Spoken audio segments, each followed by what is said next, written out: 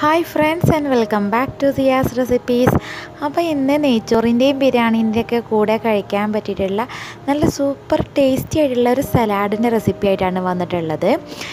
മയോനൈസൊക്കെ ഇഷ്ടപ്പെടുന്നവർക്ക് ഈ സലാഡ് തീർച്ചയായിട്ടും ഇഷ്ടപ്പെടും. അപ്പം നമുക്ക് വീഡിയോയിലേക്ക് പോകാം.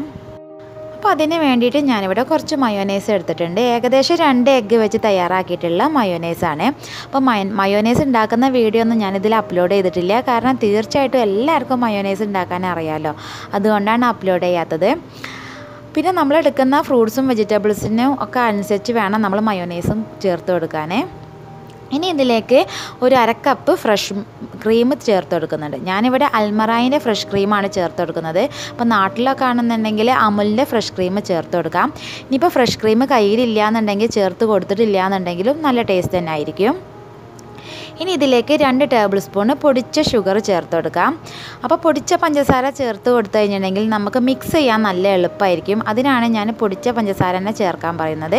പിന്നെ ഒരു 1/4 ടീസ്പൂൺ ഉപ്പ്, അതുപോലെ തന്നെ ഒരു 1/2 ടീസ്പൂൺ കുരുമുളക്, ഇതെല്ലാം കൂടി ചേർത്തിട്ട് ഒരു ഫ്രോക്കോ അതല്ലെങ്കിൽ വിസ്കോ വെച്ചിട്ട് നന്നായിട്ടൊന്ന് മിക്സ് ചെയ്തെടുക്കാം. ജസ്റ്റ് ഒന്ന് മിക്സായി കിട്ടിയാൽ മാത്രം മതി. അപ്പോൾ അതവിടെ മിക്സ് ആയിട്ടുണ്ട്. ഇനി ഇതിലേക്ക് ആപ്പിൾ ചെറുതായി കട്ട് ചെയ്തത്, അതുപോലെ തന്നെ ഒരു മാംഗോ ചെറുതാക്കി കട്ട് ചെയ്തത്, അടുത്തതായിട്ട് കുറച്ച് കറുത്ത മുന്തിരിയും അതുപോലെ തന്നെ കുറച്ച് പച്ച മുന്തിരിയും ചെറുതാക്കി കട്ട് ചെയ്തത്.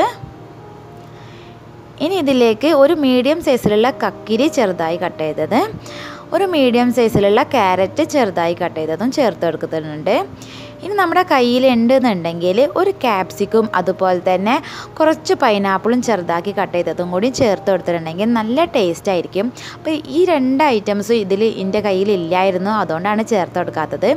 അപ്പം നമ്മുടെ കയ്യിൽ എന്തൊക്കെ ഫ്രൂട്ട്സാണ് വെജിറ്റബിൾസാണ് സലാഡിന് യൂസ് ചെയ്യാൻ പറ്റിയത് അതൊക്കെ നമ്മൾ ചേർത്ത് കൊടുക്കാം. എന്നിട്ട് നന്നായിട്ടൊന്ന് മിക്സ് ചെയ്യാം. പിന്നെ നമ്മളിത് മിക്സ് ചെയ്യുമ്പോൾ ഒരു ക്രീമി കൺസിസ്റ്റൻസിയിൽ വേണം ചെയ്തെടുക്കാൻ. ഒരുപാട് മയോനൈസ് ഏറാൻ പാടില്ല.